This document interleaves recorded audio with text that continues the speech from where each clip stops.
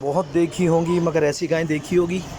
तकिया भी लगा हुआ है और बच्चे खिदमत कर रहे हैं इसकी। ये देखें आप, ये देखो, ये बच्चे खिदमत कर रहे हैं और आराम से गाय सो रही है और तकिया लगा हुआ है। ये देखें आप, तकिया लगा हुआ है और गाय बिल्कुल आराम से सो रही है। अबे भाई देख तो लोगे, जिंदा भी है। उठाओ ज़रा इसको।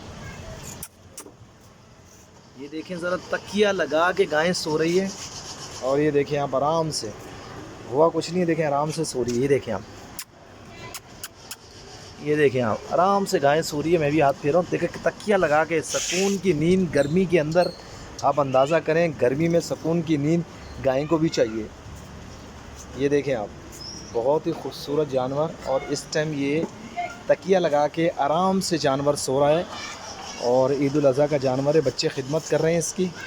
और आप ये देखें, ये देखें आप, बहुत ही खूबसूरत तरीके से, बहुत ज़बरदस्त स्टाइल से ये जानवर सो रहा है।